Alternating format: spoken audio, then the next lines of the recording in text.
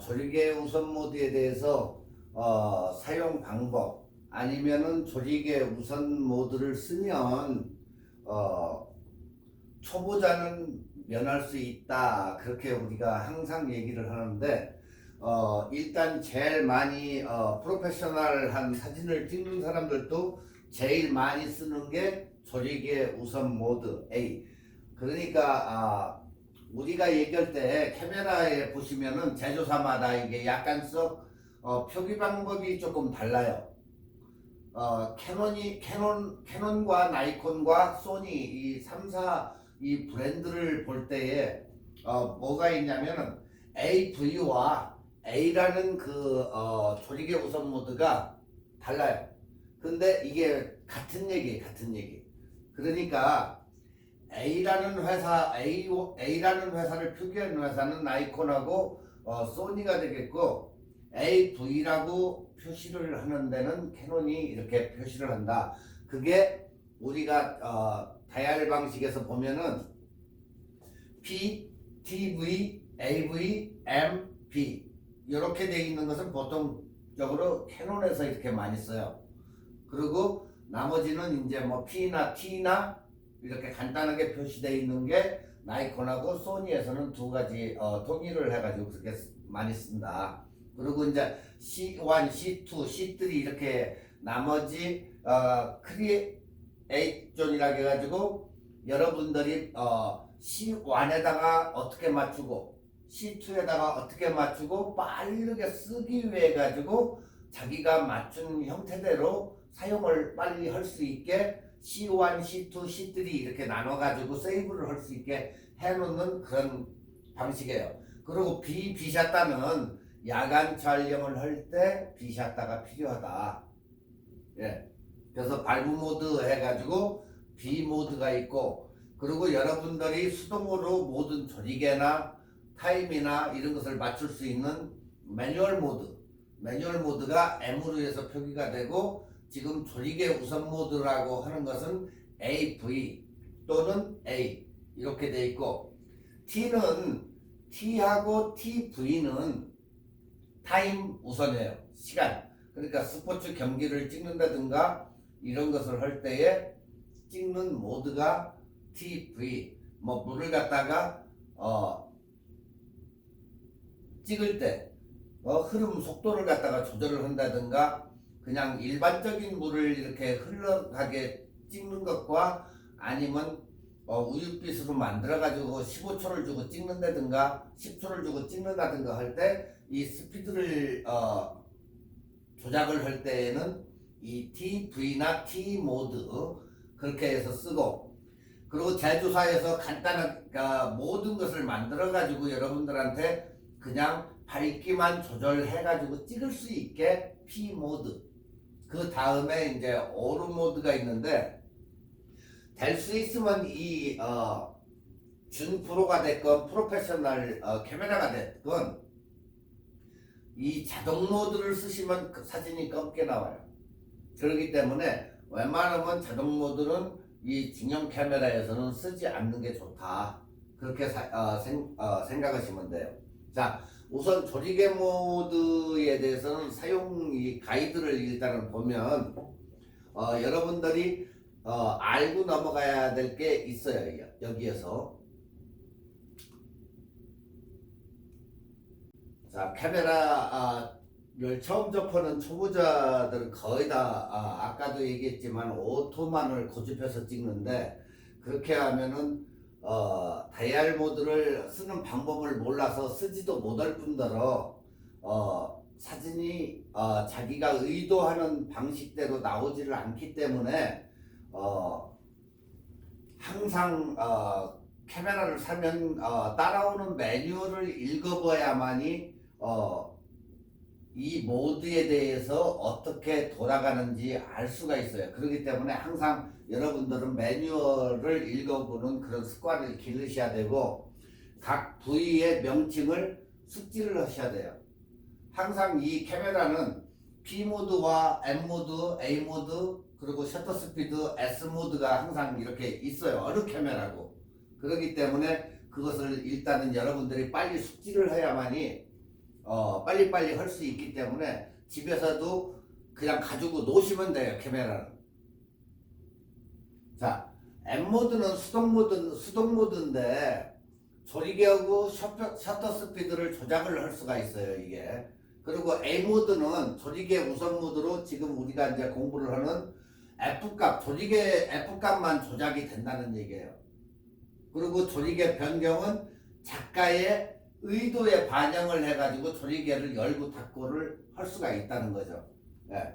그러니까 1.4나 2.0, 2.8, 4.0 뭐 F값을 자기가 이렇게 조그 다이얼로 뭐 돌리던 뭐 해가지고 찍고자 하는 사람의 의도에 따라 가지고 조리개를 열고 닫고 할 수 있다, 이렇게 보시면 돼요. 자, 또한 카메라에 장착된 렌즈 값도 무시해서는 안 된다. 예. 고급형 렌즈일수록 렌즈가 밝기 때문에 뭐 우리가 0.2다 0.4다 하는 게 바로 거기이기 때문에 렌즈가 밝고 어둡고에 따라 가지고 뭐 F4나 4 정도 되면 굉장히 약간은 어둡겠죠. 그렇지만 찍는 데는 뭐 그다지 지장을 안 받지만은 실내에 들어갔을 때 밝으면, 렌즈가 밝으면 어떻게 되죠? 셔터 스피드가 그만큼 확보가 되기 때문에 굉장히 유리하다. 예. 그리고 밝기가 밝을수록 렌즈는 비싸다는 것을 여러분이 아셔야 돼요. 그래서 0.8보다 0.4가 비싸고 0.2가 비싸고, 예? 보통 L렌즈 같은 경우는 2.8 이 정도 되는데도 굉장히 비싸다는 것을 아셔야 돼요. 그러니까 우리 인체로 따지면 우리의 조리개는 홍채다, 이렇게 생각하시면 돼요. 그래서 날로 이루어져 가지고 이렇게 빛이 많이 열면 많이 투과되고 조리개를 닫으면 빛이 적게 투과가 되기 때문에 선명해지면서 빛이 굉장히 적게 들어간다. 우리가 멀리 있는 사람을 볼 때 이렇게 손을 올리고 눈을 쪼여가지고 자꾸 보는 습관도 그러한 습관이다, 이렇게 보시면 돼요. 자, 조리개를 언제 우리가 열까? 아웃포커싱 상황일 때는 우리가 조리개를 확 열어줘야 돼요. 피사체의 대상만 초점을 강조하고 배경을 우리가 찍어가지고 날릴 때, 이런 때에 전 시간에도 얘기했다시피 이렇게 똑같이 50mm 상황과 85mm 상황일 때, 이런 때에도 이렇게 달라져요. 그렇기 때문에 피사체를 어디에다 두고 찍을 때, 자, 50mm로 찍었을 때 똑같은 피사체를 놓고 찍었을 때 G3이 50mm일 때는 어느 정도 선명하게 나와요. 그렇지만 85mm 때에 똑같은 피사체를 놓고 렌즈만 바꿨을 때 찍어보니까 뒤에 배경이 다 날아가 버리더라, 그 얘기예요. 그러니까 50mm와 85mm와 이러한 차이가 있더라. 그걸 갖다가 우리가 피사체 심도가 어떻다? 얕아진다, 이렇게 얘기를 해요. 전 시간에 이것은 어느 정도를 했기 때문에 이것은 넘어가고 다음 조리개에 대해서 다른 저거를 설명을 해드릴게요. 자, 프로들이 많이 쓰는 조리개 우선 모드 AV 똑같아요. 조리개 프로들도 매번 매뉴얼만 놓고 찍느냐, 그렇지도 않아요. 이 AV 모드를 굉장히 많이 써요. 자, 전문가들이 많이 쓰는 AV 모드다. 아까도 얘기했듯이 니콘과 소니는 A와 AV의 표기점이 다르기 때문에 그런 염두에 두시면 되고, 모드는 거의 똑같지만은 약간의 이렇게 제조사마다 표기가 달라진다. 캐논과 나이콘과 소니는 이런 식으로 같다. 저 캐논만 약간 달라지고 표기만 틀리지 거의 어느 카메라고 거의 습비하다는 거, 그거 참조하시면 돼요. 자, 우리가 프로그램 모드로 찍었을 때 F값을 갖다가 1.4로 쳤을 때 여러분들이 보실 때도 느낄 수 있지만은 이 아웃포커싱은 잘 되지만 얼굴을 확대했을 때 얼굴 부분 어떻게 되죠? 샤퍼지가 못하다 이게. 예. 그런 사진을 볼 때 특히 인물과 배경을 보았을 때 뒷배경이 너무 죽어가지고 뭔지를 알 수가 없어요. 지금 이렇게 보면은 배경이 다 죽어가지고 무슨 사진인지 경치를 찍었으면 경치가 나타나는 게 인물만 이거 독보적으로 하는데 얼굴을 갖다가 확대를 해서 보니까 깨끗하고 샤프하지가 못하다 이 얘기예요. 사진이. 자, 이런 단점을 없애기 위해서 모드를 바꿔줘요.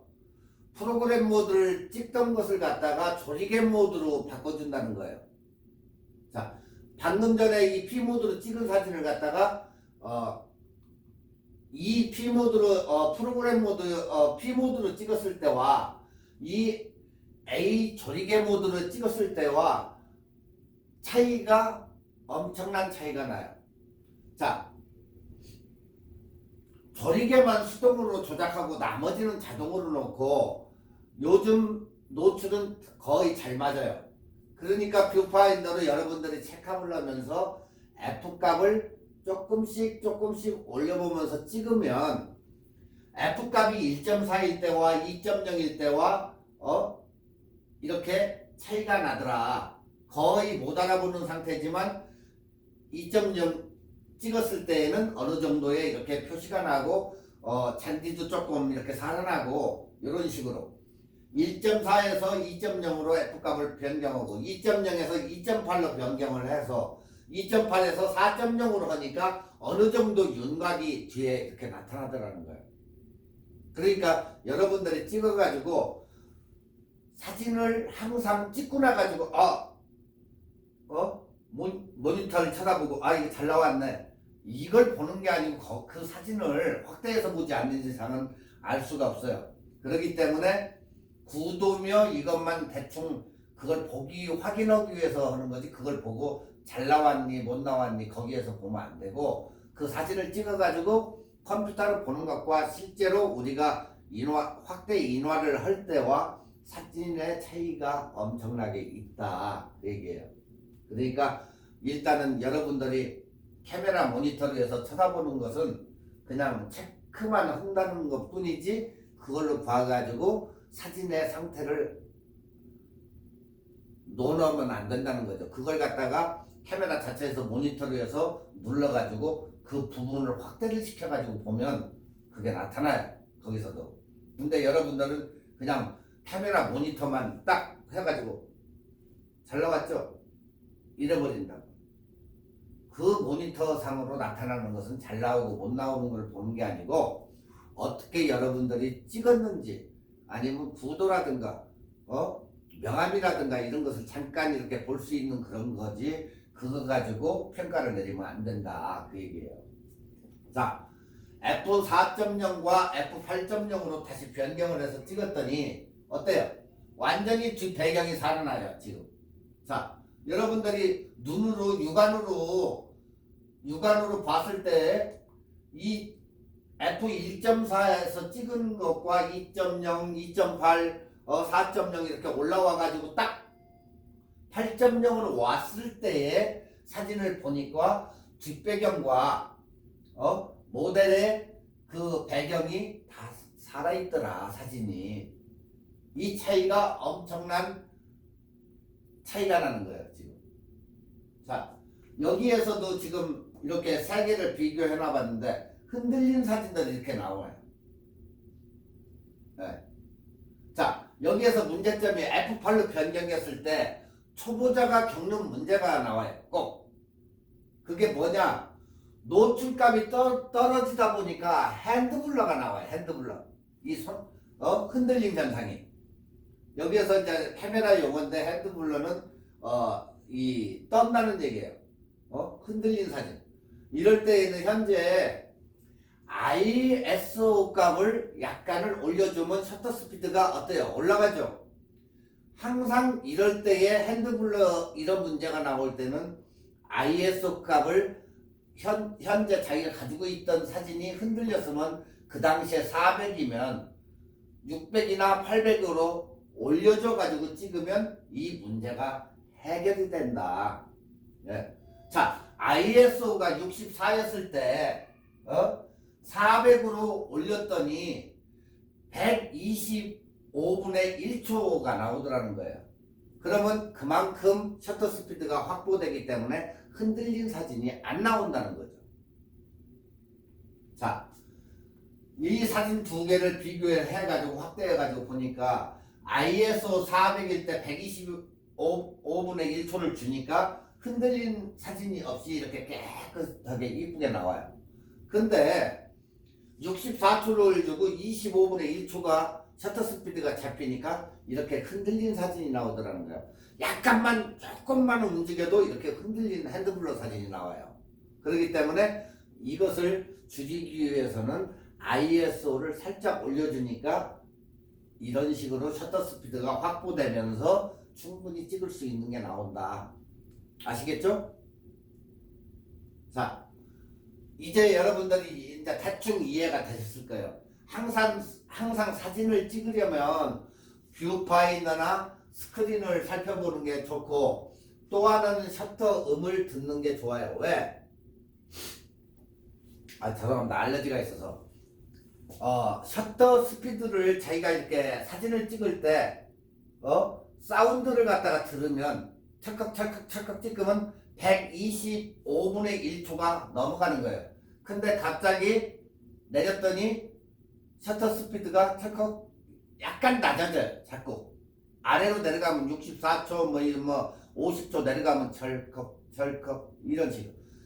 올라가면 셔터 스피드가 올라가면 올라갈수록 안 보고도 그게 느껴져요. 착각 하고 빨리 시키는 그런 스피드. 네. 그게 셔터 스피드가 굉장히 빠름을 알으니까 여러분들이 그걸 항상 인지를 하고 한 스텝씩 올려주면 돼요. 그걸 그때 안 보고도 여러분들이 그게 돼야 돼요. 네. 자, 지금 우리가 이제 모션블러 아까도 핸드블러 이제 나중에 이제 설명을 해드리겠지만 모션블러와 핸드블러가 있어요. 자, 모션블러는 차가 정지된 상태에서 글로벌 셔터라고 해가지고 정지된 상태가 있고, 그 다음에 롤링 셔터, 그 다음에 흔들림 현상이 나타나는 모션블러라고 우리가 얘기해요. 이걸. 네? 이 세 가지를 이제 얘기를 하는데, 지금 이제 여기에서는 프로그래밍 모드가 나왔는데, 프로그램 모드는 P에다가 놓고 찍으면 된다는 얘기예요. 다 똑같아요. 캐논이나 니콘이나 소니나. 지금 여기에서 핸드블러를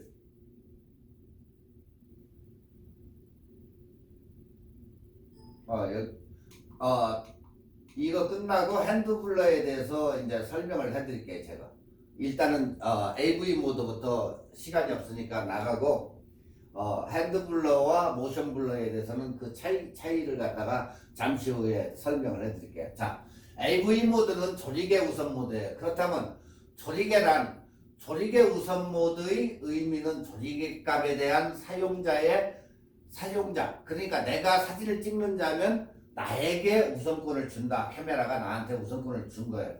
자, 사용자가 조리개 값을 우선 선택해서 카메라가 자동으로 셔터 스피드를 결정을 하게 해준다. 조리개는 렌즈 내부에서 빛의 양을 조절하는 장치다. 이렇게 구멍이 커지면, 열어가지고 구멍이 커지면 빛을 그만큼 많이 받고, 적게 하면 작게 받게 된다. F16과 11과 밑으로 내려가면 내려갈수록 완전 개방 상태가 된다. 네. 개방 상태가 되면 될수록 피사계 심도는 낮아지고, 조리개를 조이면 조일수록 선명한 사진이 나오니까 심도가 깊어진다. 그 얘기예요, 이게. 네. 자, 여러분들이 이 차트표는 내가 2, 3주 전에 이 차트표를 줬을 거예요. ISO하고 셔터 스피드하고 조리개 모드. 찍었을 때의 그 반응들을 나타낸 이 표인데 셔터 스피드도 역시 1000초, 1000분의 1초와 2분의 1초와 이런 식으로 차이 나고 ISO를 자꾸 올리면 올릴수록 뭐가 나타난다? 노이즈 현상이 이렇게 나타난다. 그렇지만 노이즈가 어느 정도 예전에는 800 이상을 놓지 않았지만은 요즘은 이게 25,000, 36,000 뭐 이런 식으로 해서 많이 올라가기 때문에 유념해서 찍기는 찍되 노이즈가 나타난다 해가지고 너무 걱정할 필요는 없다. 그만큼 노이즈가 약간씩 있는 사진도 굉장히 좋다. 그러니까 너무 걱정할 필요는 없고 여기에 따라서 이 세 가지가 굉장히 사진에서는 중요하다고 그렇게 누누이 강조를 했으니까 ISO, 셔터 스피드, 조리개 이 세 개의 수치를 가지고 서로 조합을 해가지고 그 수치를 만들어낼 수 있다. 이걸 내려도 되고 이걸 올려도 되고 그 수치가 나오고 얘를 내리고 얘를 올려도 그 수치가 나온다. 그러니까 여러분이 그 세 개를 가지고 조합을 해가지고 여러분이 원하는 그 목적의 그 수치가 나올 수가 있다. 그 얘기예요. 자, 여기에서는 우리가 맨날 얘기하는 전설의 F1.0이라는 무시무시한 렌즈, 길이와 구경 그런 렌즈인데 1.0짜리도 렌즈의 밝기가 1.0짜리도 있다. 종류에 따라서 F값이 0.95에 이르는 그런 렌즈도 존재한다. 우리가 뭐 맨날 0.4 하니까 0.4보다도 아래는 없는 그런 생각을 하시는 분도 있는데 그게 아니고 F값이 1.0짜리와 0.95짜리도 있다는 거. 가격은 엄청 비싸겠지만요. 자, 여러분들이 숙지해야 될 게 이 노출값. 항상 뭐 인터넷을 보든 어디를 보든 찾아가지고 이 노출값을 2000분의 1초일 때에는 이렇게 F4일 때에 2배고 1000일 때 F2.8일 때에 2분의 1 이런 것을 약간은 머릿속에 잠재의식처럼 남아가지고 이것을 빨리빨리 조작할 수 있는 그걸 가지셔야 돼요. 지금 여기에서 나타내주는 것은 이건 우리가 얘기할 때 등가노출이라고 하는데 똑같이 이렇게 했을 때 자 30분의 1초를 주고 F값이 22로 왔을 때 이때의 값과 60분의 1초에다 놓고 F16을 놨을 때의 값과 아니면 500분의 1초를 놓고 5.6일 때 5.6으로 조리개를 열었을 때와 값이 같은 노출값이 이렇게 나온다. 이게 다 틀린데도 이게 바로 스텝을 올리고 내리고 해가지고 등가노출이 된다는 얘기예요. 이게 그러니까 한 가지 중에서 그게 나오는 게 아니고 이걸 올리면 이게 내려가고 이걸 올리면 다시 또 이게 내려가고 하기 때문에 그 세 개를 가지고 이런 같은 노출값을 만들어낼 수 있다. 이걸 뭐라고 한다? 등가노출이라고 한다 우리가. 자, 스탑이란 우리가 한 스탑 어두워 이 사진이 어두우니까 한 스탑을 올려 아니면 밝어 투 스탑 내려 할 때 그 스탑이라는 말을 써요 우리가. 한 스탑 한 스탑. 자, 그것을 한 스탑씩 올리고 내리고 함으로써 올리면 밝아지고 한 스탑을 내리면 어두워진다 이렇게 얘기하는데 조리개의 한 스탑은 빛의 양의 2배 간격이다. 2배. 몇 배? 2배라고 분명히 얘기했어요. 한 스탑은 2배다. 예. 분명히 2배라고 여기서 얘기했어요. 2배 간격으로 내려간다고. 2배 간격으로 올라가고. 다시 말해서 F값이 2.8에서 F값을 4라고 했으면 한 스탑이에요. 그게 2.8에서 4. 한 스탑인데 이때에 조리개를 통과하는 빛의 양이 반 2분의 1로 줄어든다는 얘기예요. 2분의 1. 그래서 F20에서 F16으로 한 스탑을 딱 움직였더니 빛의 양이 통과되는 빛의 양이 2배가 되더라. 예. 그러니까 한 스탑씩의 그 단계에 이게. 그러니까 DSLR은 설정하기에 따라 가지고 한 스텝, 2분의 1 스텝, 뭐 3분의 1 스텝 이렇게 조절이 가능하다. 자, 그 다음에는 피사계 심도. 피사계 심도는 조리개값의 변화에 따라서 사진의 변화. 일단 무턱대고 그냥 결과부터 우리가 이제 보고 나서 얘기하자. 그 얘기인데, 조리개값은 작을수록 큰 개방, 값이 클수록 작은 개방이다. 예. 지금 여러분이 시간과 조리개 수치를 이렇게 플러스 했을 때와 이렇게 좀 더 주고 반절로 열고 확 시간을 많이 주고 완전히 적게 했을 때 이런 식으로 포커싱이 되면서 선명한 사진이 나오더라. 그 얘기예요. 자, 조리개 값이 작을수록 초점에 맞는 공간이 좁아지고 심도가 얕다고 우리가 이렇게 표현을 해요. 그런데 조리개 값이 클수록, 조리개 값이 크면 클수록 초점 맞는 공간이 넓어지고 우리가 심도가 깊다고 표현을 한다. 예. 무슨 얘기인지 알죠? 자, 초점이 맞는 공간이 굉장히 넓어지니까 심도가 우리가 깊다. 이렇게 전체적으로 이렇게 맞으니까 심도가 깊다 그래. 근데 조리개를 열고 찍었을 때는 아웃포커싱이 되고 딱 맞는 데만 맞으니까 심도가 얕다. 그렇게 얘기를 하잖아요. 아시겠죠? 무슨 얘기인지 심도에 대해서. 그걸 갖다가 우리가 피사계 심도다. 이렇게 얘기를 한다. 예. 여러분도 나중에 사진 찍고 이렇게 딱 찍어왔을 때 좀 흐릿하고 한 사진이 이제 보면 피사계의 심도가 낮다. 아니면 조리개를 쪼여가지고 찍어갔는데 쫙 넣고 잘 나왔을 때는 피사계 심도가 깊다. 이렇게 얘기를 한다. 그 얘기예요. 자, 여러분들이 이렇게 보시면 지금 여러 가지 경치도 찍고 이렇게 여러분도 충분히 이런 사진을 찍을 수가 있어요. 네. 그렇기 때문에 너무 걱정들 할 필요 없어요. 처음에는 자꾸 실패를 반복하다 보면 요즘 사진값도 디지털이기 때문에 사진값도 안 나가잖아요.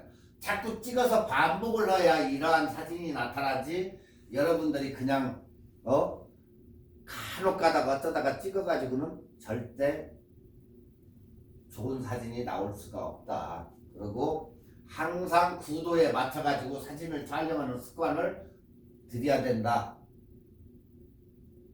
아시겠죠? 자, 구도를 다 맞춰가지고 찍으면 사진을 일단 보더라도 2분의 1 구도죠? 이렇게 구도를 맞춰가지고 찍으면 항상 사진이 깨끗하게 보인다는 거예요. 수평과 수직과. 그래서 자꾸 맞추라고 하는 이유가 못 찍어도 수평과 수직과 이것을 맞춰놓으면 사진이 깨끗하게 보인다는 거예요. 못 찍어도. 그러니까 기본이 수평과 수직이에요. 네. 그래서 여러분들 핸드폰이나 카메라에 보면은 격자무늬 그리드라인을 자꾸 설치하라는 얘기가 이 수평과 수직을 맞추기 위해서 그런 거예요. 그냥 괜히 그걸 격자무늬를 하라는 얘기가 아니고. 그러니까 아직도 안 적으신 분들은 핸드폰에서도 그 옵션에 들어가 보면 설정에 가보면 거기에 격자무늬라는 게 있어요. 격자무늬를 항상 설치를 해가지고 찍어야 된다. 그게 황금 비율이 어디인지 알기 위해서 황금 비율 하니까 격자무늬에도 황금 뭐가 있습니까? 묻는데 황금 비율은 눈은 얘기했지만 다시 후에 가가지고 구도에 가면 여러분들이 다시 배우니까 그때 이제 어디가 황금 스팟인지 이제 그것을 배우게 되니까 너무 걱정하실 필요는 없어요.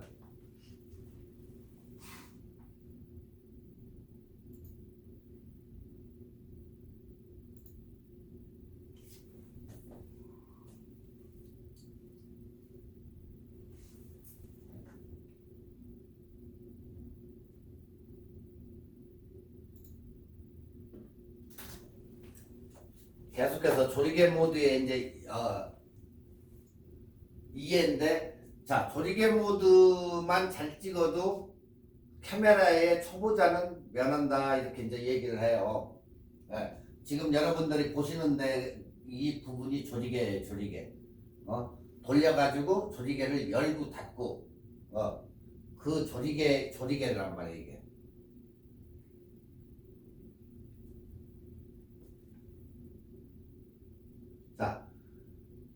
자, F값을 우리가 F1.4 이 부분이 이제 나이콘 카메라를 보면 이렇게 나와요. 이 1.4라고.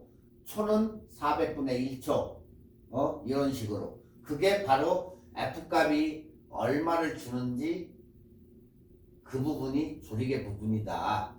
네. 자, 조리개 부분을 갖다가 이렇게 쭉 찍어보면 F1.4일 때와 F2일 때, 2.8일 때, 4일 때와 5.6일 때 F8로 올라가니까 검어지죠. 네. 조리개가 낮으면 낮을수록 밝아지고 높으면 높을수록 어두워진다. 네. 왜? 조리개를 열었으니까 빛의 투과량이 굉장히 많기 때문에 밝아지고, 조리개를 닫았을 때 F값이 올라가면 올라갈수록 어두워진다. 아까 얘기했죠? 이렇게 어두워졌을 때에는 어떻게 한다? ISO를 올려준다. 그러면 이게 밝아지면서 셔터 스피드도 확보가 된다. 네. 아시겠죠? 자, 조리개는 아웃포커싱, 배경 날림에, 특히 인물 사진 찍을 때 굉장히 중요해요. 네. 전 강의에서도 말했지만 TV, 타임모드 조리개로 아웃포커싱을 하는 법을 배웠기 때문에 여기에서는 일단은 생략하고 다음 시간에 다시 거기에 대해서는 또 얘기를 해드리겠어요. 여러분이 보시는 바와 같이 아웃포커싱이 1.4일 때와 F8일 때 F값이 그렇게 달릅지만은 자꾸 쪼이니까 어때요? 조리개만 밝기만 조절하면 되는 거예요, 이거. 네. 일단 조리개의 이론은 거의 이런 수준이다. 여러분이 지금까지 방금 전에 봤던 조리개 값에 대한 이해나 조리개의 딴 것을 이해를 하려고 해도 거의 습비예요. 이것은 불변이에요, 불변. 그렇기 때문에 여러 가지를 갖다 여기다가 여러분을 보여주고 이렇게 해도 거기서 거기에 이거 조리개 값은. 그렇기 때문에 여러분들이 항상 어떻게 찍고 조리개 값을 어떻게 놓느냐 거기에 따라 달라진다. 자, 지금 여기에 보시는 사진은 초점을 가운데다 맞추고 사진을 찍었어요. 꽃이 창살에 이렇게 뾰족하게 이렇게 삐져나온 사진인데, 그걸 갖다가 약간 45도에서 사진을 딱 찍었더니 초점이 여기에 맞은 거죠. 자, 초점이 맞았는데 여러분들 가만히 보세요. 초점 맞은 상태에서 이렇게 보면 이 부분은 다 똑같이 잘 나오더라. 네. 세로 부분은 이렇게 잘 나와요. 그러니까 초점이 맞은 부분은 이걸 세워놨던 옆으로 놨던 그 부분은 무지 잘 맞아요. 근데 앞쪽과 뒤쪽이 달라지더라 이렇게. 네. 앞쪽도 나갔어요. 사람이 있어도 사람이 이게 흐려졌겠죠. 흐릿하게. 뒤쪽도 배경이 날아갔어요. 자, 여기에서 우리가 내가 사진자가 유저가 찍는 쪽에 안쪽에가 여기가 인포커스라고 우리가 얘기한다. 인포커스. 그리고 바깥쪽을 갖다가 저 뒤쪽 배경이죠. 뒤쪽 배경을 갖다가 우리가 뭐라 그래요? 아웃포커싱이라고 한다. 인포커스와 아웃포커싱. 네. 자, 뒤쪽 배경이 날아가면 아웃포커싱, 앞쪽이 날아가면 인포커싱. 전체가 만약에 이걸 갖다가 사진을 찍었는데, 자, 핸드폰 사진들이 보통적으로 아웃포커싱이 잘 안 돼요. 제조사에서 거기다가 그런 식으로 만들어 놔가지고 이것 찍던 저것 찍던 핸드폰들은 무지 잘 나와. 그러니까 카메라 가지고 찍던 사람들이 핸드폰 찍은 사람만 또 못오게 느껴지니까 나중에는 핸드폰 들고 다니면서 자기 집에다 카메라를 집어 넣어놓고 쪽팔리니까. 하지만 배워가지고 자기가 하려고 노력을 해야지. 어떻게 핸드폰 들고 다니는 사람하고 카메라 들고 다니는 사람하고 같이 취급이 돼요. 이게 그건 말이 안 되는 얘기고, 여러분들이 더 배워가지고 카메라를 들고 직접적으로 여러분이 의도하고 있는 대로 찍어야 그게 정상적인 사진이다. 이렇게 하지. 이것도 잘 찍히고 저것도 잘 찍히고, 그건 임시 방편으로 찍는 사진이지. 카메라 핸드폰으로 찍는 사람들이 딴 거는 못해도 구도는 잘 잡아요. 자기 이렇게 올려서 찍는 거, 이런 거 구도는 기가 막히게 잡는다는 말이에요. 자, 그래서 전체적으로 나오는 것을 뭐라고 한다? 펜포커싱이라고 한다. 그러니까 우리가 핸드폰으로 찍는 사진들은 거의 펜포커싱이라고 보시면 돼요. 자, 85mm로 찍었다. 뒤쪽이 날아갔다. 아웃포커싱이다. 인사이드가 날아갔다. 이것은 뭐라고요? 인포커스다. 이제 이 포커스에 대해서는 알겠죠? 인포커스, 펜포커스, 그 다음에 아웃포커스. 자, 아웃포커스는 뒷배경이 날아가는 거, 인포커스는 앞쪽이 날아가는 거, 펜포커스는 전체적으로 다 잘 나오는 거. 이제 이해 가셨죠? 이거 포커스에 대해서는. 자, 조리개를 조이거나 열 때는 길이로, 즉 전과 후가 변하는 것이지 초점 좌우 변화는 없다는 거예요. 방금 전에도 얘기했듯이 우리가 사진을 이쪽에서 이렇게 찍었어요. 1m 되는 저거로 딱 찍었어. 그랬더니 앞쪽의 사진은 흐릿하게 인포커스가 나가요. 그리고 뒤쪽도 흐릿하게 아웃포커싱이 됐어. 초점이 맞은 부분은 지금 초점의 범위가 이렇게 되는데, 요 부분은 사진이 정확하게 초점이 잡힌 게 나오더라. 그 얘기예요. 네. 그러니까 초점이 맞는 범위들은 이렇게 깨끗이 나온다. 우리가 이걸 갖다가 초점 범위다 이렇게 얘기를 해요. 초점 범위. 네? 그리고 전체가 잘 나왔으면 뭐라고 한다? 펜포커스라고 한다. 자, 카메라를 앞쪽에서 찍어가지고 피사체의 앞부분이 인포커싱, 뒷부분이 아웃포커싱. 그러니까 결국에 초점이 여기에 맞았기 때문에 초점이 안 맞은 부분들이 이렇게 흔들린 사진으로 변하는 거다. 네? 초점이 안 맞아서. 네? 알겠죠? 무슨 얘기인지. 초점을 이 사람에다 주었으면은 뒤쪽 이 전체가 초점이 안 맞겠죠. 제일 뒷부분에다 맞췄으면 앞부분이 다 나가겠죠. 바로 그 차이예요. 네. 그래서 인포커스, 아웃포커스 이제 이걸 잊어버리시면 안 돼요. 자, 여기서도 인포커싱 되는 부분이 앞부분이고 초점이 맞은 데는 가면 갈수록 똑같죠. 사진이. 초점이 맞은 영역이기 때문에 똑같다는 거예요. 근데 뒷부분에는 초점이 맞지 않았기 때문에 흔들린 사진인데 아웃포커싱이 되더라. 지금 인물 사진을 이제 여기에서 저 구글에서 조금 주워왔는데, 지금 여러분들이 85mm나 50mm로 찍었어도 이렇게 인물 사진을 찍었을 때 이렇게 뒤가 날아가고 앞에가 이렇게 흐릿해요. 이런 사진이 이제 인포커스와 아웃포커싱이 된 사진이죠. 여기서도 똑같이 인포커스와 아웃포커싱이 돼 있고, 여기도 똑같이 인포커싱과 아웃포커싱, 그리고 전체적으로 이렇게 잘 나오는 펜포커싱, 이제 이해가 가시죠?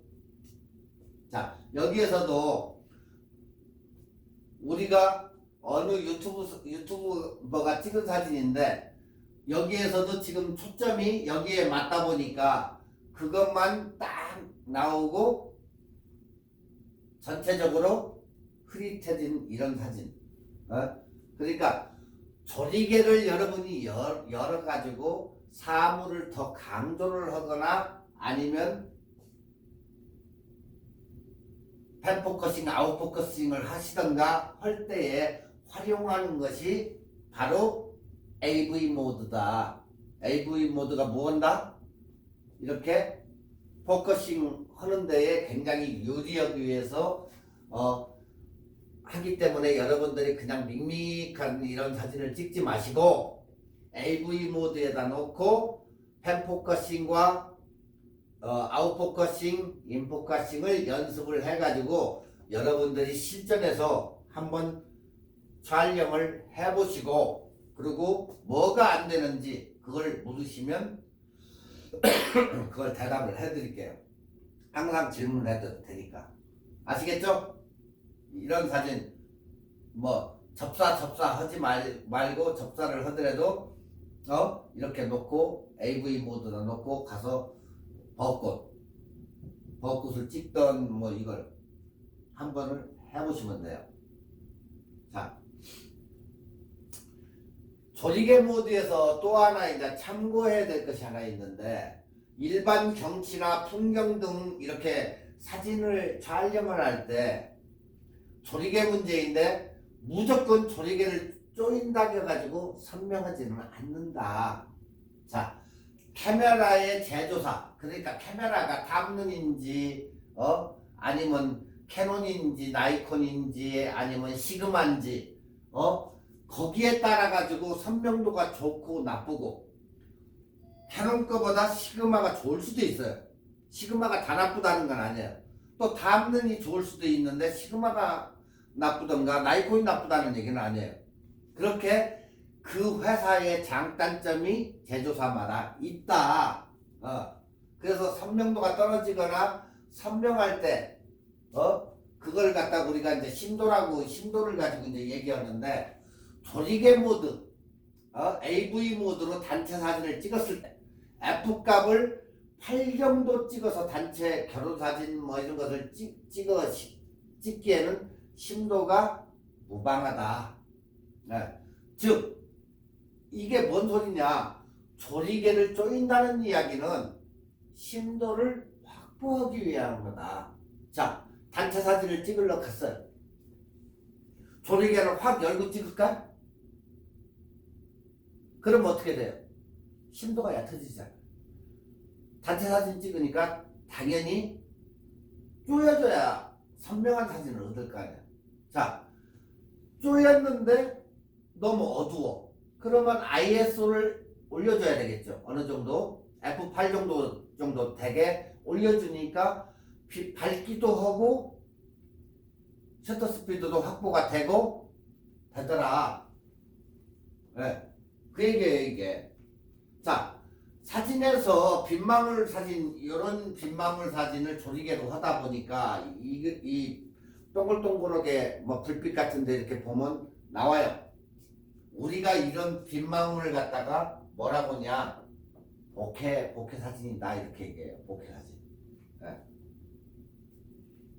지금 여기에 보면은 다 이렇게 물방울처럼 이렇게 빛에 의해 가지고 나타나죠. 네. 이걸 우리가 보케라고 그래요. 보케. BOKEH. 네. 보케라고 그래요. 이걸. 사진에서 빗망울 사진 보케는 제조사의 렌즈의 특성으로 빗망울이 모두 다르게 나타나더라. 그 얘기예요. 자, 캐논 것은 이렇게 나타나고, 나이콘 것은 이렇게 나타나고, 소니 것은 이렇게 나타나고, 이런 식으로 해서 틀리게 나타난다는 거예요. 빗망울이. 네. 빛을 봐가지고 찍었는데 이 카메라, 이 카메라, 이 카메라 이렇게 세 가지로 찍어봤는데 각 카메라마다 제조사의 렌즈의 특성에 따라 가지고 이렇게 틀리게 나타나더라 그 얘기예요. 그러니까 렌즈를 어느 걸 썼냐에 따라서 빛망울이 달라진다. 뭐 회오리 모양도 나타나 이렇게 회오리 모양, 물방울 모양 이런 식으로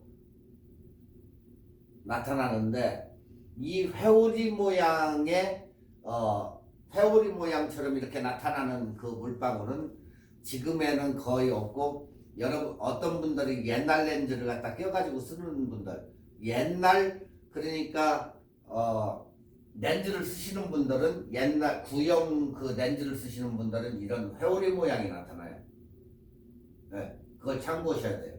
그래서 이러한 문제가 약간씩은 있다. 그걸 또 좋아하시는 분들 복회 사진 찍기를 좋아하시는 분들이 또 있어요. 사진을 찍다 보면 여러분도 여러분이 딱 꽂히는 그런 저희가 있어요. 아 이거 멋있는 사진인데 해가지고 거기에 꽂히면 그것만 찍으러 다녀요. 네. 그러니까 그 각자의 그 저희가 다 틀리기 때문에 여러분도 이렇게 찍어보면 도납 모양으로도 이렇게 나오는 거 있고 이런 식으로 나오는 거 있고 회오리처럼 생기는 것도 있고 그런 것이 렌즈의 제조사마다 다 달라진다. 자, 지금도 여기 이제 복회 모양을 만들고 어느 사람은 이렇게 필터를 만들어 가지고 필터를 렌즈에다가 이렇게 딱 갖다가 껴가지고 이런 식으로 하트 모양이면 하트 복회가 되고 이렇게 해가지고 찍을 수 있어요. 야간의 얕은 심도를 활용해서 촬영하다 보면 뒷배경에 꼬마전구 같은 조명이 있을 때 불빛이 있을 때 빛망울이 예쁘게 맺히는 것을 우리는 복회라고 한다. 네. 자, 이 빛망울은 초점이 맞지 않는 영역에서 초점이 맞지 않는 영역이라고 했어요. 조명의 빛이 살짝 번지면서 예쁜 이러한 몽환적인 복회가 생겨난다. 네. 그래서 어떤 분들은 이런 것을 가지고 연출을 하기도 하는데 경우에 따라서는 일부러 초점을 안 맞게 해가지고 그것을 찍기 위해서 사람을 흐리멍텅하게 해놓고 이것을 살려가지고 누져가면서 찍는 사람도 있다. 그 얘기예요. 그런 작품들이 있고 필터는 여러분들이 이렇게 창의적으로 만들어가지고 둥글게 가위로 오려가지고 렌즈 앞부분에다 넣고 찍어도 이런 사진을 만들어낼 수 있다. 네. 자, 스탑의 개념 이제 총 정리인데 조리개 한 스탑 1.4배 증가 1.4 2 2.8 4 이런 식으로 그리고 셔터 스피드는 한 스탑이 2배를 증가한다. 10 20 40 80 160 ISO는 2배씩 증가한다. ISO를 올리니까 100 했던 것을 200 400 800, 1600. 이 등가 노출이 어렵다고 생각되시는 분들은 이걸 어떻게 놓고 찍는다? 자동에다 놓고 찍는다. 예. 노출 자동. 그러면 밝기만 조정하면 되겠죠. 예. 그렇게 찍으면 되지만 이것은 카메라에서 빠질 수 없는 거기 때문에 자동도 놓고 자동으로 놓고 찍는 사람도 한계가 있죠. 자기도 자기가 노출 같은 것을 해보고 이렇게도 찍어보고 저렇게도 찍어보고 싶겠죠. 그러니까 이게 귀찮은 사람들은 자동에다 놓고 찍으시면 된다. 네. ISO도 오토 저것도 어로 해가지고 그렇게 찍어도 무방하다. 아시겠죠? 자, PSA 및 M모드는 셔터 스피드 속도와 조리개에 대해 서로 다른 수준의 제어 기능을 제공한다. 자, 여기에서 이제 결론적으로 이제 얘기하면 P모드는 최적의 노출을 위해 셔터 스피드 속도 조리개가 자동으로 설정된다. 제조사에서 그렇게 만들어 놨다. 네. 스냅 사진 찍을 때나 카메라 설정을 시간이 바쁠 때 빨리 찍어야 될 때는 P모드에다 넣고 밝기만 조정을 하면 끝이다. P모드 프로그램 모드예요. 자, S 셔터 스피드 우선 먼저 찍죠. 스포츠 빠른 거 지나갈 때. 자, 사용자가 셔터 속도를 선택하면 최적의 결과를 위해서 조리개가 카메라에 의해 선택된다. 움직임을 고정하거나 흐리게 할 때 사용된다. 네? 그래서 물을 어때요? 250분의 1초를 주면 샥 지나가지만 15초나 10초나 이렇게 주면 물이 완전히 흐릿하게 돼가지고 막 우유빛처럼 변하죠. 바로 그 얘기다. 다음 A모드. A모드는 지금 1시간 동안 설명을 한 게 A모드예요. 자, 조리개 우선 모드. 사용자가 조리개를 선택하면 최적의 결과를 얻기 위해서 셔터 속도가 카메라에 의해서 선택된다. 배경을 흐리게 하거나 전경과 배경의 초점을 모두 맞추는 데 사용된다. 무슨 얘기냐?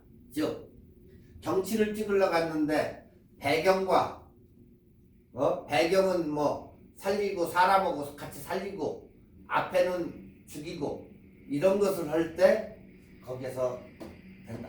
왜 내가 사진을 찍으면 배경하고 사람하고 같이 넣어야 되는데 왜 이게 안 되죠? 당연히 안 되죠. 다음 버튼은 A 모드에다 넣고 그리고 찍어라. 네. A 모드에 넣고 움직이면서 찍으면 된다. 누구도 할 수 있다. 자, M 모드. 이게 사람들이 모두 겁내는 M 모드인데 이건 사용자가 모든 걸 다 맞춰가지고 셔터 스피드, 조리개 모든 것을 조절을 해야 되고 장시간 노출이라는 것은 장노출이라고 하죠. 우리가 장노출 경우 셔터 스피드를 발부 촬영, 밤에 촬영하는 발부 촬영, 야경 이런 그런 시간 또는 점점점으로 설정을 한다. 자, 조리개 모드. 여러분이 앞으로 제일 많이 사용하는 조리개 모드가 우선적으로 조리개 모드가 제일 많을 거예요. 왜냐하면 지금까지 이렇게 열거했듯이 P모드는 선택자에 의해 가지고 P사체만 선별해서 부각시키고 나머지는 아웃포커싱을 시켜 보이지 않게 할 수도 있고 조리개를 조여서 선명도를 조정할 수도 있고 사물체를 넣을 수가 있다. 그렇기 때문에 우리가 결혼식이나 돌사진 이런 걸 찍는다고 치면 P사체만 아이를 강조할 수도 있고 아니면 결혼식에는 신부를 강조를 할 수 있고 주변부를 흐리게 할 수 있는 아웃포커싱이 잘 되기 때문에 또한 조리개를 조여가지고 선명도를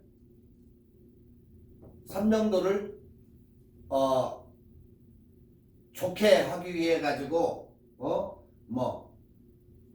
우리가 단체 사진이나 모든 사진 심도가 좋은 사진을 얻기 위해서는 이 AV 모드를 많이 쓴다. 그래서 프로페셔널들도 많이 쓴다는 얘기예요. 조리개 우선 모드를 쓰다 보면 여기에서 또 느끼는 것이 있는데 조리개 값을 지정하고 셔터 스피드 값과 ISO 값이 자동으로 되면 얼마나 편한지, 왜 이걸 무겁게 카메라를 가지고 다녀야 되는지, 왜 좋은 렌즈가 왜 필요한지 이 AV 모드를 쓰면 그것을 느낀다. 그래서 자꾸 AV 모드 이 조리개 모드를 써보라고 권장을 하는 이유가 바로 여기 있어요. 예전에는 자동 모드에다 놓고 찍으세요, P 모드에다 놓고 찍으세요, 이제 그렇게 했지만 이제는 여러분들이 어느 정도 이렇게 배우고 했기 때문에 AV에다 놓고 찍으세요. 자꾸 찍다 보니까 뭐가 필요하다? 렌즈가 왜 좋은 렌즈가 필요하고 왜 카메라가 왜 좋은지 여기에서 그걸 느끼게 된다는 얘기예요. 조리개 모드에서. 아시겠죠? 그래서 여러분들이 사진이 느는 거예요, 그게. 자, 이제 결론은 여기까지 AV 모드는 끝난 것 같고,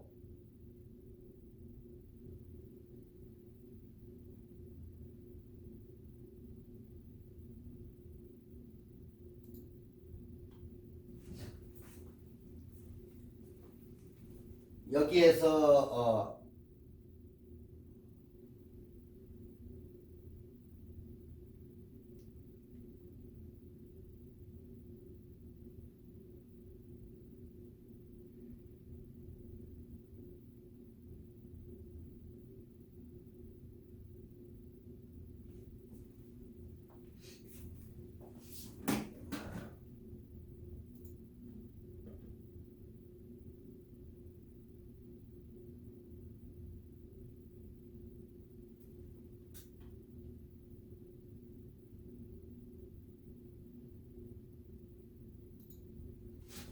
상황별 셔터 스피드가 있는데 지금 거의 뭐 시간도 거의 다 돼갔는데 이게 뭐 그다지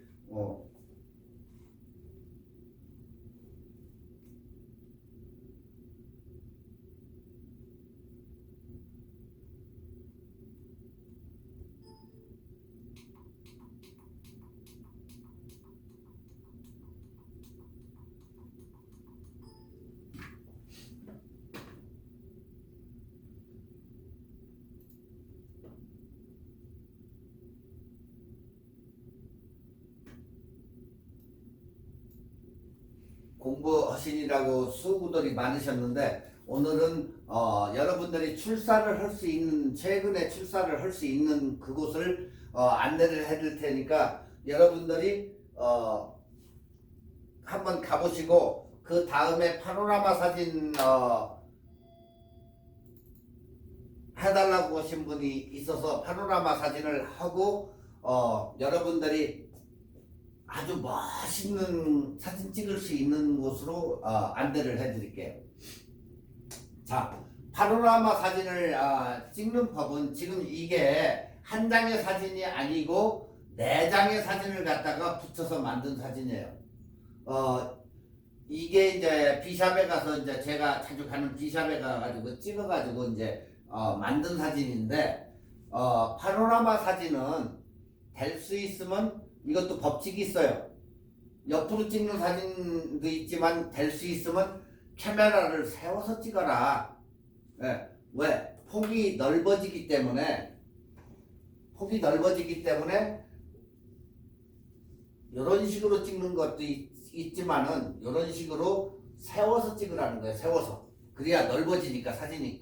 왜 그러냐면 나중에 이렇게 사진을 찍어가지고 나중에 픽스를 하다 보면 무슨 결과가 초래를 하냐면 지금 한 컷, 두 컷, 세 컷, 네 컷인데 너무 옆으로 찍으면 이런 결과를 초래를 해요. 나중에 이게 붙일 때 보면 사진을 쫙 만들다 보면 이렇게 구청이 잡혀요. 그럼 여러분들이 포토샵에서 들어가가지고 요 부분을 찍어가지고 같은 색깔로 해가지고 이 사진을 만들어줘야 돼요. 그런 것을 폐단을 없애기 위해서는 카메라를 세워서 찍는 게 더 유리하고 좋다. 그러면 하늘도 어느 정도 확보를 할 수 있고 아래쪽도 어느 정도 확보할 수 있기 때문에 카메라를 세워서 찍는 게 좋다. 그 얘기예요. 자, 우리가 여행을 하다 보면 풍광이나 이런 것을 보고 잠깐 이렇게 쳐다볼 때에는 이것을 전체를 담았으면 좋겠다 할 때에 파노라마 사진이 필요하고, 망원 렌즈를 가져가 가지고 단체 사진을 찍으려고 하는데 이게 안 돼. 안 되죠. 망원이기 때문에 이게 어느 정도 그 전체 사진이 다 안 들어오지. 그럴 때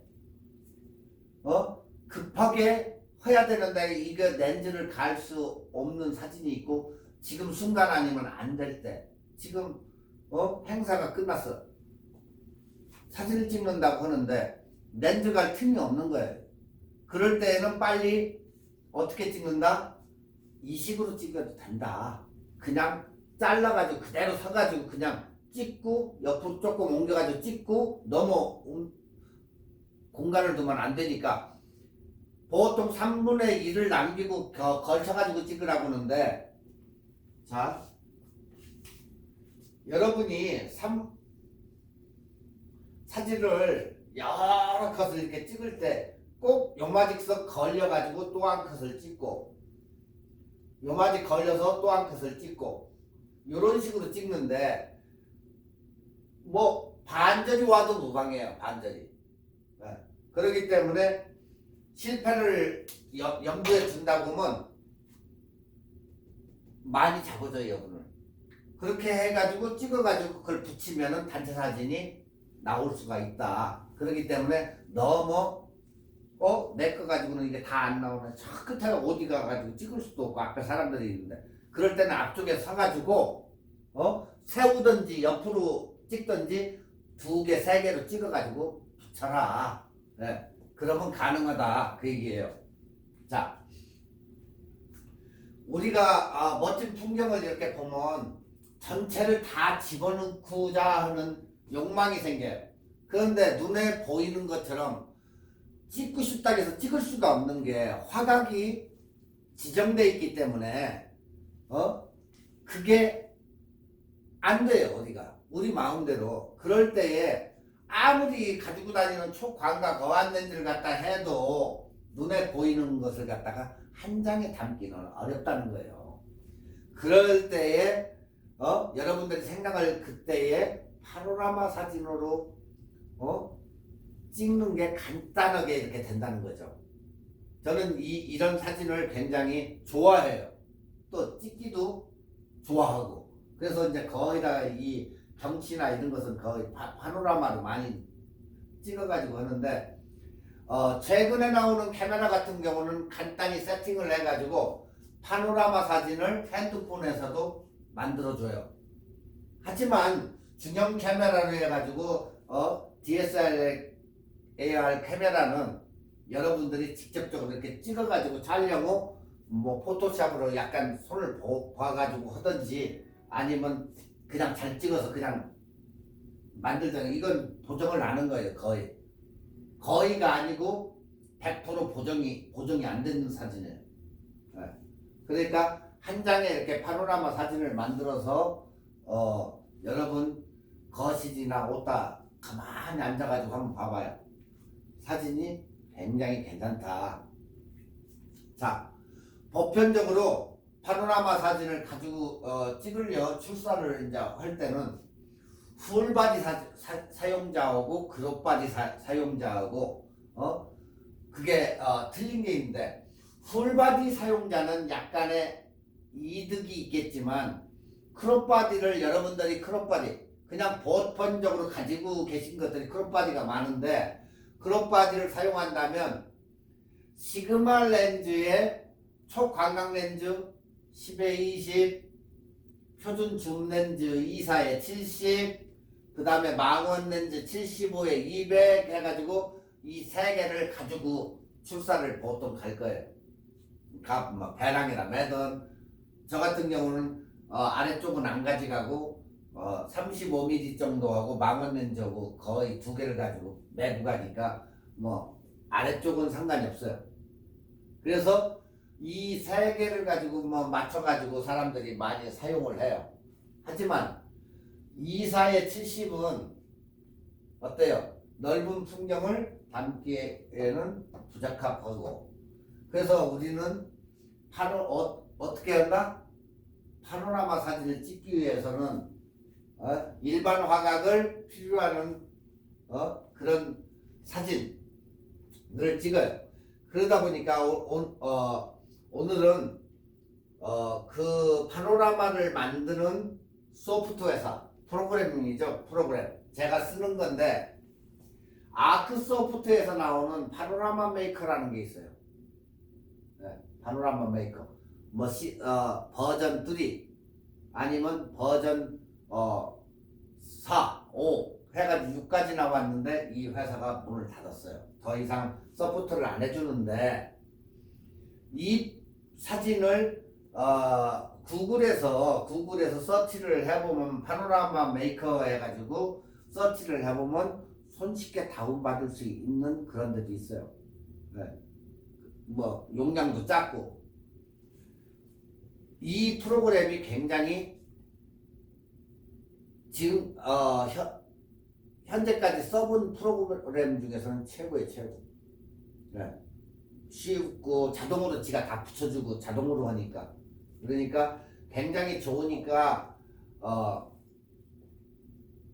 여러분들도 그냥 다운로드를 해가지고 한번 써봐요. 네. 그냥 뭐 한국 분들이 뭐 웹사이트 같은데 이렇게 그냥 공짜로 올려주는 것도 있더라고요 보니까. 자, 최근에 파노라마 사진을 만들어주는 프로그램을 사용하는데 아크소프트에서 나오는 마지막 버전인 파노라마 메이커 6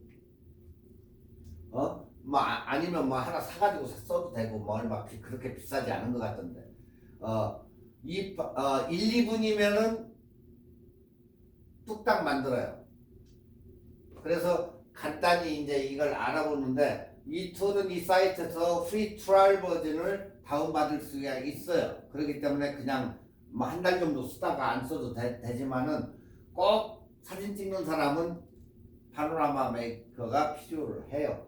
이거에 이제 상응되는 다른 프로그램도 있어요. 또 얘들이 없어졌다 해도 또 다른 게 있으니까 상관없고 근데 써본 것 중에서는 최고예요 이게.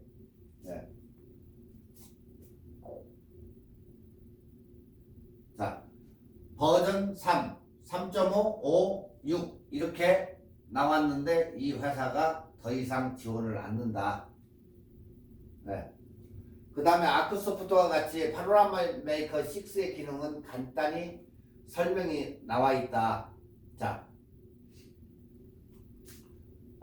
여기에서 이렇게 보듯이 뭐 이제 쉽고 빠른 파노라마 뭐 어쩌고 뭐 이렇게 빠르게 할 수 있고 자동 수평 수직 360도 다 되고 사진에 대한 특별한 기술 없어도 자동 선택으로 해가지고 사진 분석 지원도 해주고 360도 파노라마 제작도 해주고 웹사이트를 통해서 파노라마 인쇄에 사진 인쇄 지원도 해주고 한다고 거기에서 이제 이렇게 그 프로그램에 설명을 해놨어요. 자, 설명드리기 전에 이 설명을 하기 전에 우리가 사진을 찍는 거 반, 그리고 우리가 픽스를 하는 거 보정 반이에요. 그래서 우리가 찍는 사진은 후 보정 카메라다. 한번 찍어와 가지고 다시 보정을 해야 되니까. 그러니까 아무리 프로그램이 좋아도 여러분이 찍는 원본 사진이 좋아야 된다 그 얘기예요. 그래서 항상 찍기 전에 한번 보고 어떻게 찍을 것인가 구상도 한번 해보고 그러고 사진을 찍어도 무방하지 않다.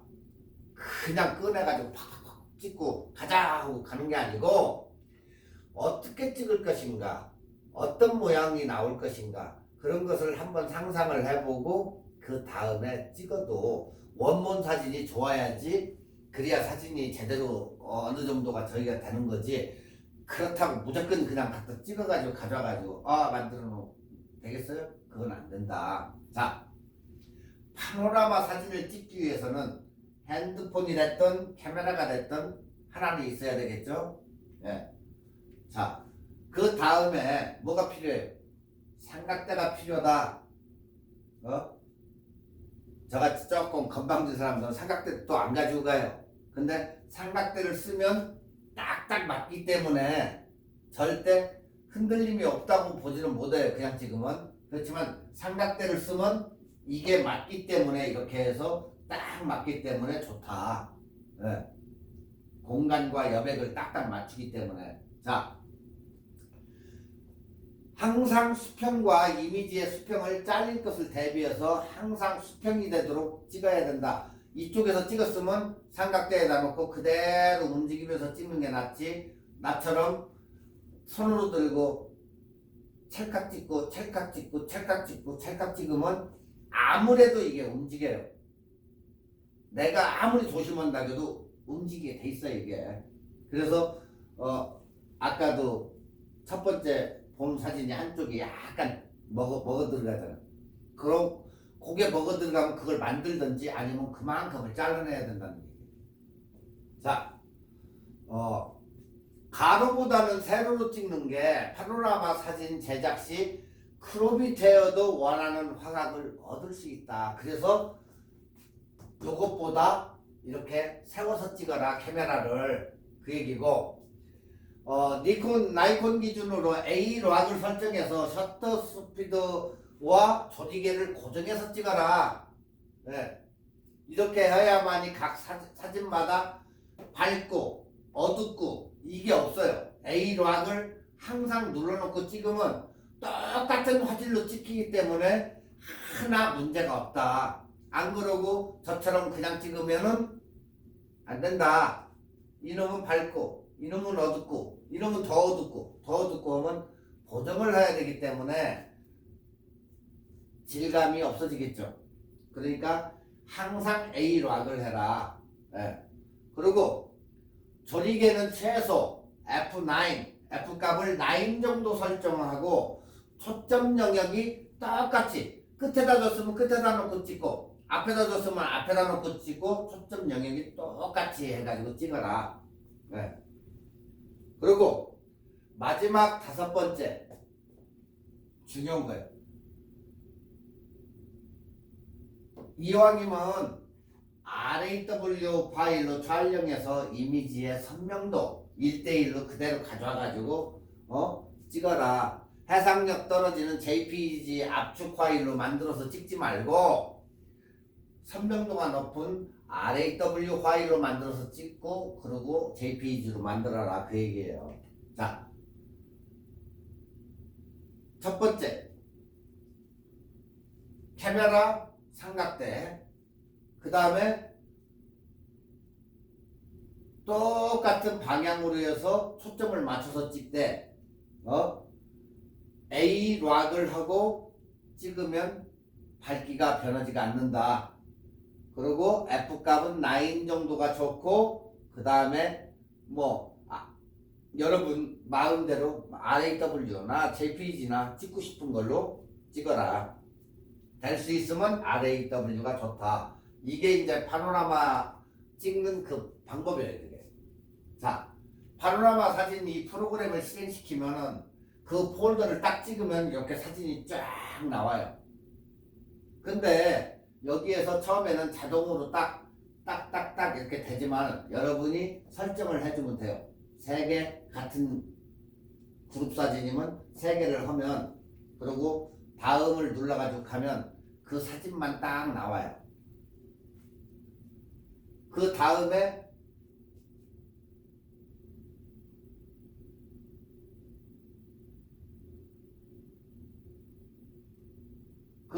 가면 이렇게 사진이 자동적으로 순서도 바꿀 수도 있고 하지만 가면은 이렇게 자동으로 쫙 만들어서 이렇게 딱 나와요.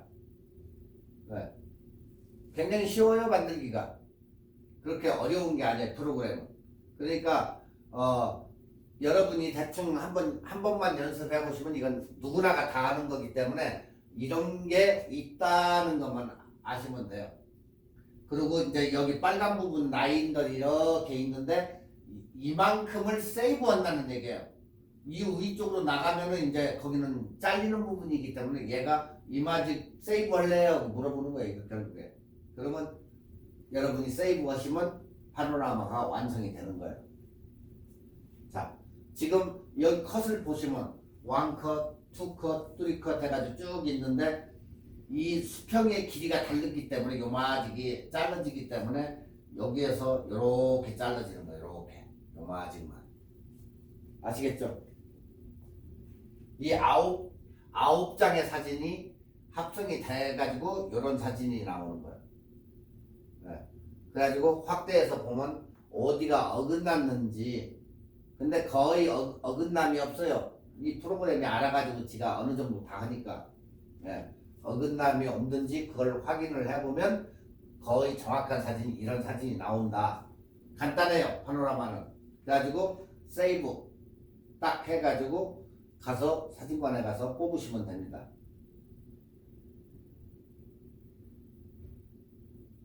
그러고 나서 여러분들이 보정을 하시면 돼요. 이건 제가 직접 찍은 사진들인데 여러분들이 이렇게 찍어가지고 뭐 비샵 가서 찍던 뭐 교회에서 어디 행사에 가서 이렇게 찍던 이거 다 지금 한 컷 찍어가지고 여러 4컷 5컷을 갖다가 이렇게 해놓은 사진이기 때문에 여러분들이 그 화각이 좋지 않고 할 때에는 그냥 일반 카메라 가지고도 이렇게 찍어도 이런 정도의 사진은 항상 나올 수 있으니까 한번 해보시는 것도 좋아요.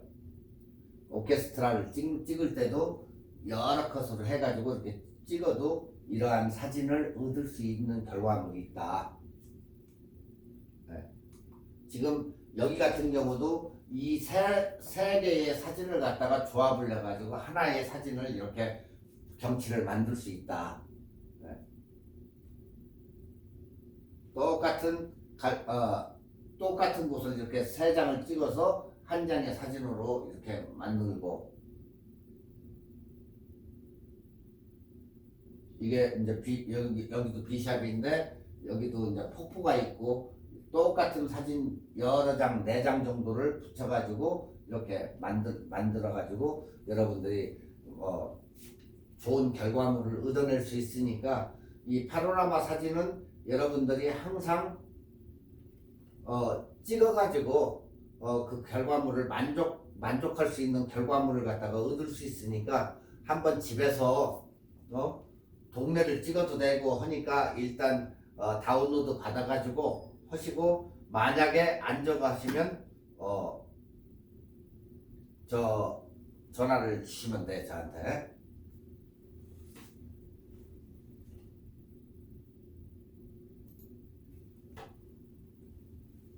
자, 파노라마 사진은 이제 뭐 끝났고 말 그대로 출사를 갈 곳을 이제 얘기를 해주는데 오늘은 시간이 조금 지체돼야 되는데 자, 요세미티 황금빛 테일이라고 그래. 여기 요세미티에 가면은 폭포 있죠, 폭포. 요세미티 많이 가보셨을 거예요, 관광으로. 근데 요세미티에 가면 이러한 그림 위쪽에서 찍고 들어가서 찍고 해도 요것만 찍는 게 아니고 나중에는 누르면 못 가는데 여기를 가보면은 이러한 사진을 여러분들이 못 봤을 거예요. 이렇게 이게 물 떨어지는 저건데 뭐 용암이 뭐 떨어진다 뭐 이게 뭐 말꼬리다 말꼬리처럼 생겨가지고 테일이다 하는데 어떤 저거는 석탄을 갖다 뭐 붓기도 한다는데 불의 폭포 뭐 이런 얘기도 하고 그래요.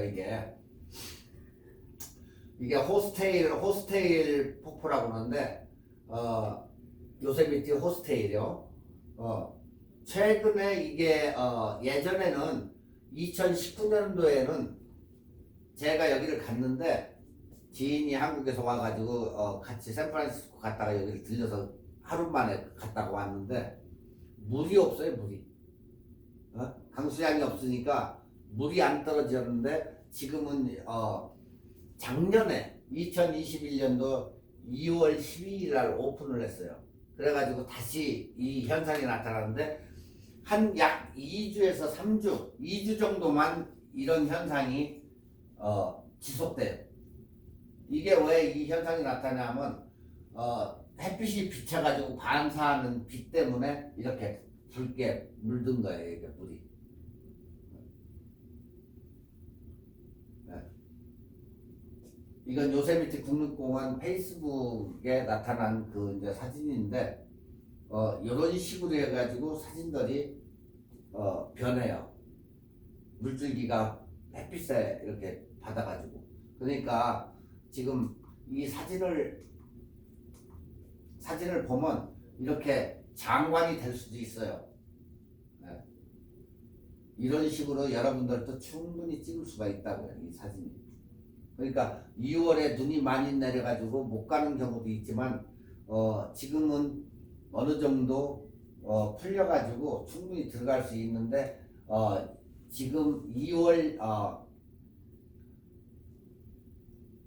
지금 2월 21일부터 아마 이달 말까지는 아마 충분히 볼 수가 있을 거예요. 지금 여러분들이 가신다 보면 이것을 볼 수가 있다는 얘기예요. 자, 이 요세미티를 이렇게 보시면 위쪽에 킹스 캐년, 세코이아 구규림 이렇게 돼 있는데 이 위쪽이 이제 지금 얘기하는 요세미티인데 왜 이 지도를 갑자기 꺼내놨느냐? 그게 아니고 전 시간에 얘기했던 프레시노의 그 볼삼을 보러 가실 때에는 5번 타고 쭉 내려가다가 이쪽으로 들어가서 프레시노를 보고 요세미티를 가라 그 얘기예요. 네. 왜냐면 그 앞에는 킹스 캐년이에요. 바로 프레시노 앞에는 킹스 캐년이고 이 근처에 농장도 많고 하니까 농장을 보고 그쪽으로 넘어가라는 얘기예요. 그래서 5번을 타고 가다가 99번을 타고 가야죠. 99번 가다가 5번 타고 가다가 99번으로 들어가가지고 프레시노 가가지고 여기 뮤지엄도 있고 많으니까 일찍 출발해가지고 프레시노 볼삼에 가가지고 자 지금 이 지도가 이제 우리가 그 볼삼을 볼 수 있는 트레일이라고 그랬잖아. 이게 이 아래쪽에 있어요. 아래쪽에. 그러니까 프레시노 시내를 지나가가지고 조금 내려가다 보면 플라워라는 데에서 내리면 돼요. 플라워. 그러면 여기가 플라워고 그 다음에 쌀마라는 데가 바로 그 다음인데 아무 곳에서 내려서 들어가가지고 바로 이렇게 한 바퀴 돌아도 되고 꽤 시간이 걸리니까 어느 정도 본 다음에 나오시면 돼요. 여기도 뭐 팍들이 많아요. 프레시노 시내에는 아트 뮤지엄도 있고 하니까 들려볼 사람 들려보시고 식사하실 분 식사하시고 그러고 이제 넘어가면 돼요.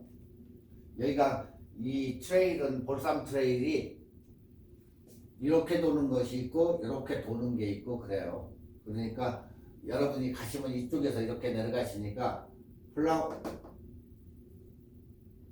플라워하고 셀마에서 내려가지고 보시고 다시 출발해가지고 요세미티로 가시는 그런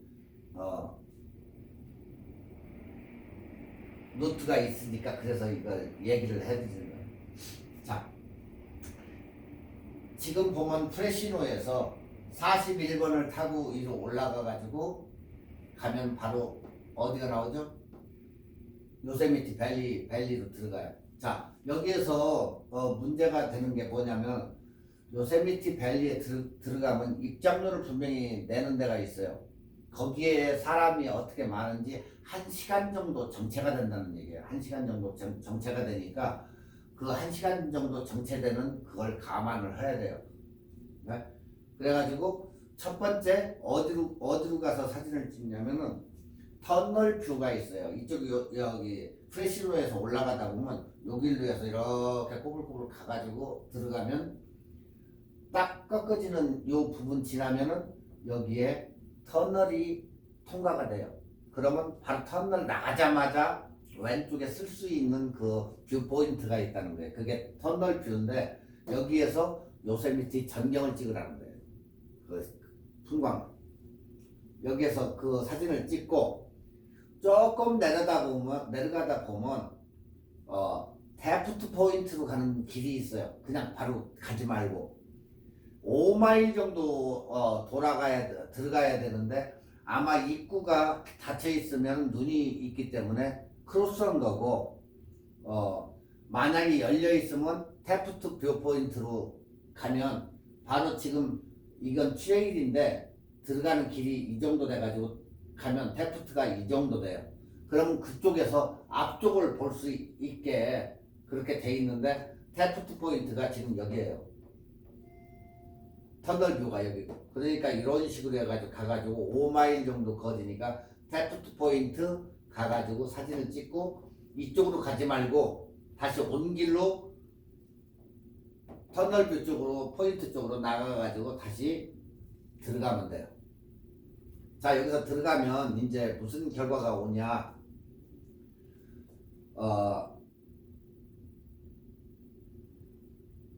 지금은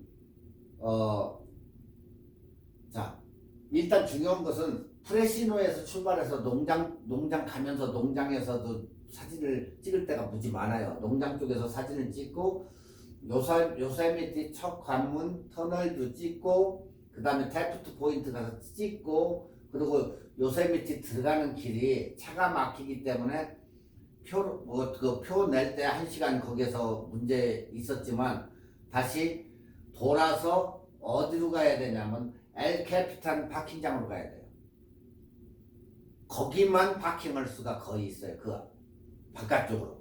그래서 엘 캐피탄 파킹장으로 가서 파킹을 하고 거기서부터 빨리 걸으면 30분 정도 걸어서 들어가야만이 이 폭포에 도달을 해요. 여기서 여기까지 걸어가야 되는 거예요, 지금. 그러면 사람들 무지 많이 이제 가는데 같이 걸어서 거기까지 가가지고 자리를 잡고 기다리면 저녁 때 되면은 이 테일이 나타날 거예요. 빨갛게. 그래서